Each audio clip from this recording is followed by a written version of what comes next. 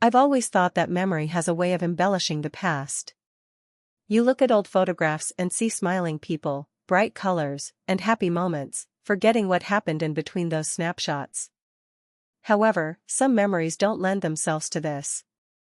They remain vivid, as if they were carved in stone. For me, that kind of memory is the story of my youth. It was 1948.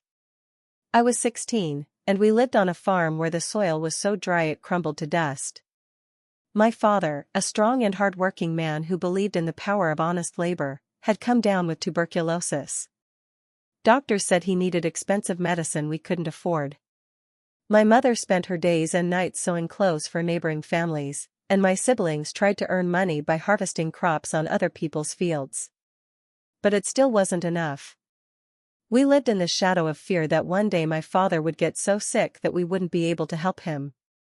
Hope came in the most unexpected form.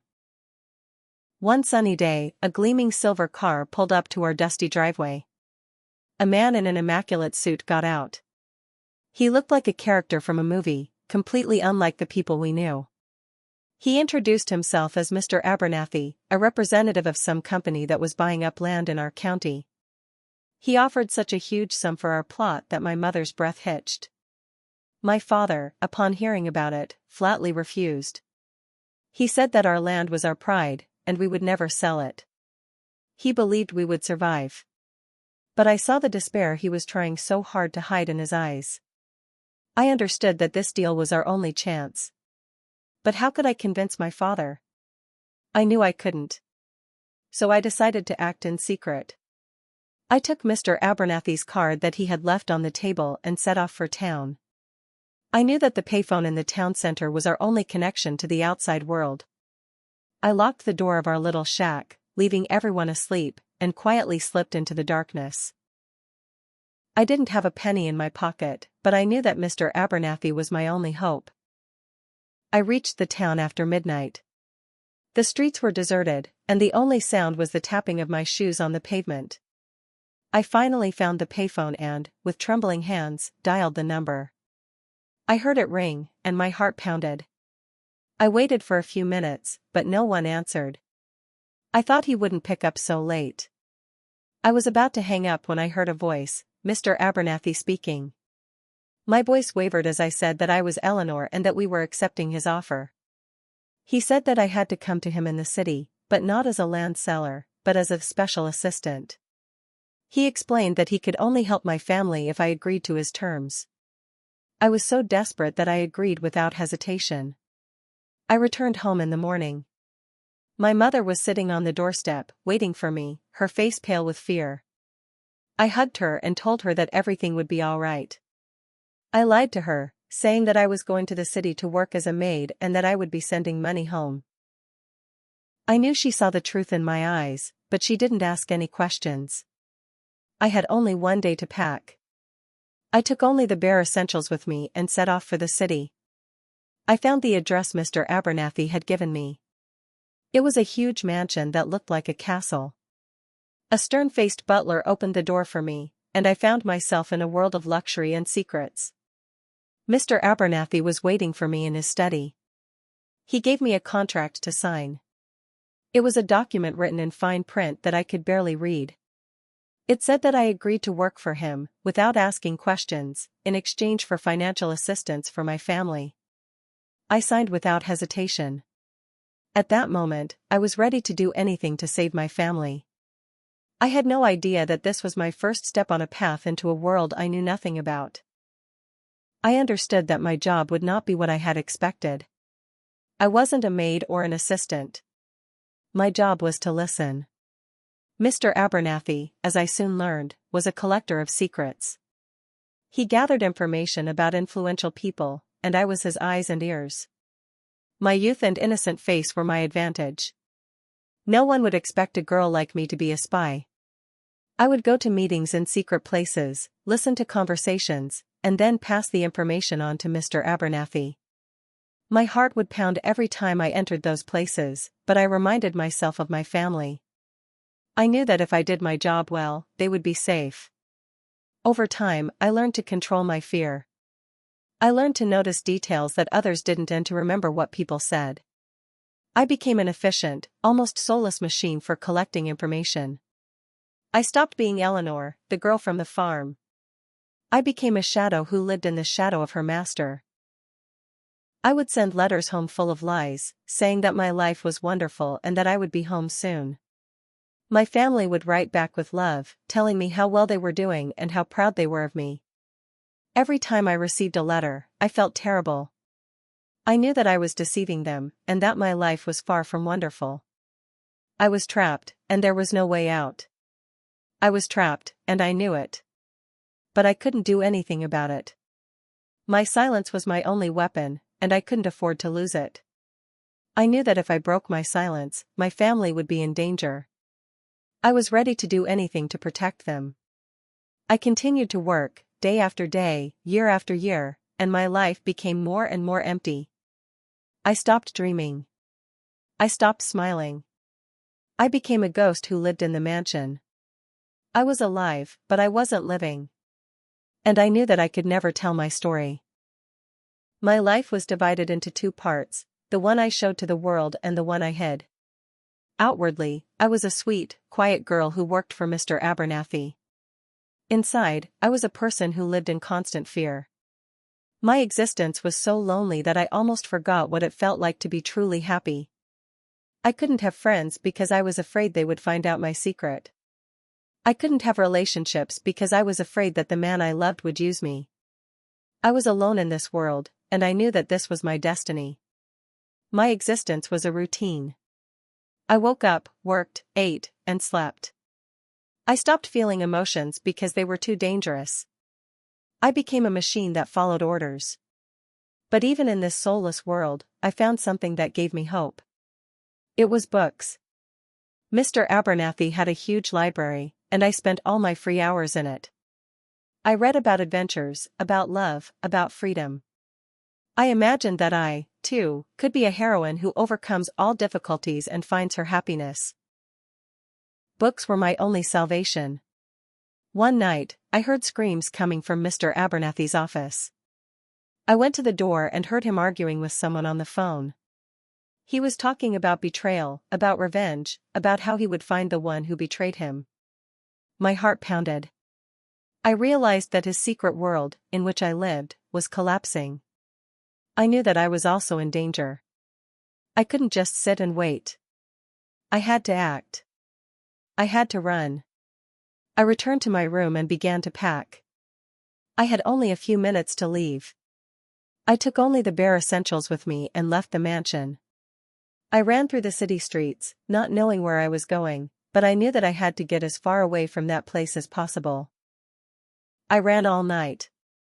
I didn't know where I was going, but I knew that I had to get as far away from that place as possible. I made it to the train station and bought a ticket on the first train that was heading west. I got on the train and looked out the window. The city where I had lived was disappearing in the distance. I felt relief, but also fear. I was free, but I was alone. I didn't know what would happen to me next. I didn't know what would happen to my family. I arrived in a small town called Springfield. It was a quiet town that looked as if it had been torn from the pages of an old book. I rented a room in a boarding house and began to look for a job. I found a job at a diner. I washed dishes, cleaned tables, and served food. The work was hard, but I was happy. I was free.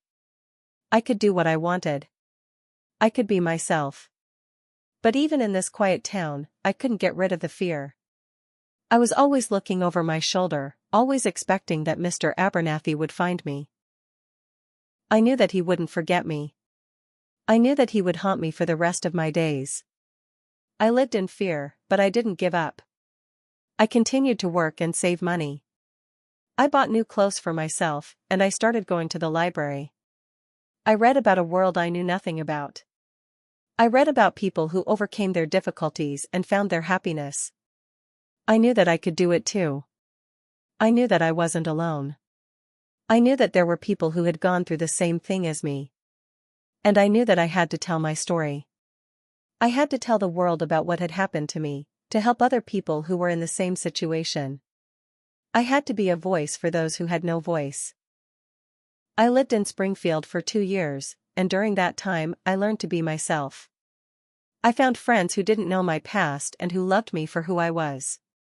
I found a job in an office, where I worked as a bookkeeper. I was good at my job, and I loved it. I loved that I could use my skills for good. I was happy, but I still couldn't get rid of the fear. I was still looking over my shoulder, and I still couldn't tell anyone my story. I knew that I had to do it, but I didn't know how. I didn't know where to start. One day, while I was working in the office, I saw a man who looked like Mr. Abernathy. My heart pounded. I hid under my desk and began to tremble. I knew that he had found me. I knew that he was going to take me away. I knew that my freedom was over. But when I lifted my head, I saw that it wasn't him. It was just a man who looked like him. I felt relieved, but also ashamed. I realized that I couldn't live like this. I couldn't live in fear. I had to tell my story. I had to free myself from this burden. I went back home and wrote a letter to my family. I wrote them the truth. I wrote about what had happened to me and why I had left. I wrote them that I loved them and that I would never forget them. I sent the letter and began to wait. I didn't know what they would say. I didn't know if they would hate me. I didn't know if they would forgive me. But I knew that I had to tell them the truth. I had to free myself. I don't know how much time passed since I sent that letter. The days blurred into weeks, the weeks into months. I worked, ate, slept, but my entire existence was filled with anticipation. I was waiting for a reply from my family. I didn't know what they would say. I didn't know if they would forgive me for hiding the truth for so long. I was prepared for the worst. I was prepared for them to turn their backs on me. But I was not prepared for what I received in return. One day, when I came home from work, I saw an envelope on my table. It was addressed to me, and I recognized my mother's handwriting. My hands trembled as I opened it. Inside was a letter from my mother, my father, my brother, and my sister. They all wrote to me. I started to read. My mother wrote that she cried when she read my letter. She wrote that she couldn't believe that her little girl had gone through all of that. She wrote that she was proud of me. My father wrote that he always knew that there was something special about me. He wrote that he was so proud that I was so strong. My brother and sister wrote that they loved me and that they would always love me. They all wrote that they forgave me and that they wanted me to come home. I cried when I read their letters. These were not tears of despair, but of relief. I was so happy that they had forgiven me. I was so happy that they still loved me. I was so happy that I could finally be myself. I wrote them a reply, and I told them that I loved them and that I would be coming home soon. I knew that I had to do it. I had to go home. I had to tell them everything. I had to be honest. I arrived in my hometown by bus. It was a quiet, little town that hadn't changed since I had left.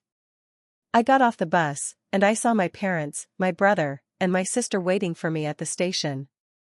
They ran to me, and we hugged. We cried, and we laughed. We were so happy to be together again. We went home, and we spent the whole evening talking. I told them everything. I told them about Mr. Abernathy, about what he had done to me, and about how I had escaped. They listened to me, and their faces were filled with sadness and pride. They said that they couldn't believe that I was so strong. They said that they would always love me. That night, I slept in my old room. I lay in my old bed, and I couldn't believe that I was home again. I was so happy, but I still felt guilty. I felt guilty for hiding the truth for so long. I felt guilty for making them suffer. But the next morning, when I woke up, I felt different. I felt free. I was safe. I was home. And I knew that I could start all over again. I spent the next few weeks in my hometown.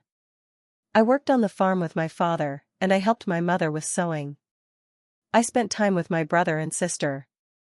I enjoyed every minute. I was happy, but I knew that I couldn't stay there. I knew that I had to go back to Springfield. I had to build my own life. I had to be independent. I told my parents about my decision, and they understood me. They said that they would always support me. They said that I would always be their daughter. I returned to Springfield, and I started a new life. I was working as a bookkeeper again. I found a new apartment. I started going on dates. I was happy, but I still couldn't get rid of the fear. I was still looking over my shoulder, and I still couldn't tell anyone my story. I knew that I had to do it, but I didn't know how. I didn't know where to start. One day, while I was working in the office, I saw a man who walked into the office. He was tall, with blonde hair and a kind smile. He introduced himself as Jack, and he said that he was here to talk to me about a project. We talked, and I felt that he was different. He was kind and honest. He was the first man I could trust. We started going on dates, and I began to fall in love with him. He was the first man who saw me for who I was, and not for who I had been. After a few months of dating, he asked me why I was so closed off. He said that he loved me, but he felt that I was hiding something. My heart pounded. I knew that I had to tell him the truth. I couldn't continue to live in this lie. I told him everything. I told him about Mr. Abernathy, about what had happened to me, and about why I was so closed off. He listened to me, and his face was filled with sadness. When I finished, he took my hand and said, "Eleanor, you are the bravest woman I have ever met. You did nothing wrong. You did what you had to do to protect your family. I am proud of you. I love you." I cried. I cried with relief. I was so happy that I had found a man who loved me for who I was and who didn't judge me for my past. I knew that I could finally be happy. I could be myself. I returned to Springfield, but I was no longer the same Eleanor who had once arrived in this town with trembling hands. Now I had Jack, and with him, I felt truly safe. We got married in a small church, without pomp, but with immense love. I wore a simple dress that I had sewn myself. When we stood before the altar, I knew that this choice was mine, and it was made not out of desperation, but out of hope. My parents and siblings came from Alabama, and they were so proud that I had found my happiness. They didn't know the whole story, but they saw the truth in my eyes. I was finally free. Our life was simple and filled with hard work. We ran Jack's hardware store together. He was in charge of orders and dealing with customers, and I handled the bookkeeping. The work was hard, but we loved it because it was ours. I used the skills I had gained in Abernathy's mansion, but this time for good things. I watched every penny, meticulously recorded every transaction, and helped Jack make important decisions. My talents, which had once been my curse, had become my blessing. We slowly but surely built our life, and every success, every new customer, every little joy was a victory for us. I continued to write to my family, but now my letters contained only the truth. I told them about my life with Jack, about our home, about our plans. They wrote back, and I felt that the distance between us was shrinking. Our bond became stronger because now it was based on honesty. They loved Jack, and he loved them. He was always patient and kind to them, and I knew that he was a gift from fate. For the first time in my life, I felt that I had a real family that accepted me with all my flaws. I was happy, but a part of my heart was still filled with fear. I knew that I could never completely forget my past, but I learned to live with it. In 1961, our daughter was born, whom we named Clara. When I first held her in my arms, I couldn't hold back tears. I looked at her small, defenseless face and swore that I would never allow what had happened to me to happen to her. I swore that she would grow up in safety, in love, in honesty. I swore that she would know that her life belonged to her, and that she could make her own decisions. Motherhood changed me. I stopped being focused on my past and started living for her. Her smile, her first steps, her first words, all of it was like medicine for me. My fear didn't disappear completely. I was very cautious. I didn't let Clara play with strangers. I always knew where she was. I taught her to be careful but not to live in fear. I told her stories about strong women who fought for their freedom, and I always emphasized that the greatest strength is the power of the mind and spirit. I wanted her to know that she could achieve anything she wanted if she believed in herself. And I knew that I wouldn't be able to teach her that if I didn't live by those rules myself. Our marriage with Jack was strong. We survived several difficult years when the economy faltered. We worked day and night to keep our store afloat. We learned to save, to fix old things, and to be happy with little. In those years, I realized that the true foundation is not money, but the people you love. All my life I had thought that only money could give me security, but Jack showed me that true security is love and support. We were a team, and we knew that together we could overcome any difficulties. I was happy, but I still couldn't get rid of the fear that lived inside me. I knew that I had to tell my daughter the truth. I knew that I couldn't continue to live in this lie. But I didn't know how. I didn't know where to start. One day, when Clara was a teenager, she asked me why I so rarely talked about my childhood. She said that I always avoided the question. I looked at her, and I realized that I couldn't hide the truth anymore. I had to be honest with her. I took her to our garden, and we sat on a bench. I told her everything. I told her about what had happened to me and why I had left. I told her about Mr. Abernathy, about what he had done to me, and about how I had escaped. She listened to me, and her face was filled with sadness. When I finished, she took my hand and said, "Mom, I am so proud of you. You are the strongest woman I have ever met." She hugged me, and I cried. I cried with relief. I was so happy that my daughter understood me. I was so happy that she didn't judge me for my past. She loved me for who I was, and she respected me for being so strong. I went back home and told Jack about our conversation. He smiled and said that he had always known that I would do it. He said that he was proud of me. And in that moment, I realized that I was finally free. I was no longer afraid of my past. I was no longer afraid that someone would find out my story. I was free. I was happy. I was myself. The years went by. Clara grew up, graduated from college, and got married. Jack and I became grandparents. Our grandson, Jack Jr., was a light for us. We loved him more than anything in the world.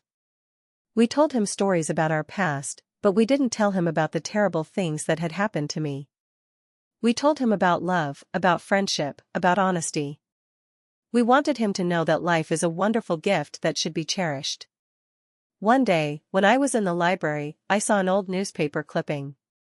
It was an article about Mr. Abernathy being arrested. He was caught, and he was put in prison. His network of secrets was exposed, and all of his deeds were made public. I felt relief, but also emptiness. My enemy was defeated, but I didn't feel satisfied. I realized that my story wasn't about him. It was about me. It was about how I overcame my difficulties and found my happiness. It was about how I became stronger. I left the library and felt as if a huge stone had been lifted from my soul. My fear had finally disappeared. I was free. I was happy. I was myself. Now, as I sit on this porch, I look at my life and see that it has been filled with love and happiness. I went through difficulties, but they didn't break me. They made me stronger. I found a man who loved me for who I was. I raised a daughter who was strong and independent. I became a grandmother. I was happy.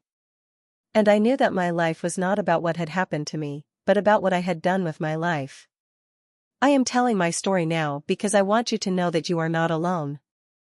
I want you to know that you can overcome your difficulties. I want you to know that you can be happy. You can be who you want to be. You can be free. Don't be afraid of your past. Don't be afraid of your secrets. Tell your story, and you will be free.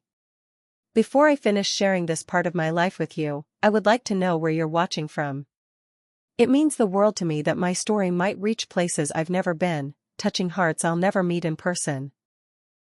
Please take a moment to share in the comments where you're listening from. It helps this old woman feel connected to a world much larger than my front porch. And if you found something valuable in my journey, something that resonated with your own experiences or helped you understand someone else's, please subscribe to this channel and like this video. Your support ensures that stories like mine, the difficult ones, the necessary ones, continue to be told. Together, we can make sure no one's truth remains hidden in silence. Thank you for listening. Stories of Grand Women. Remember, it's not the burdens we carry that define us, but the strength we find in letting them go.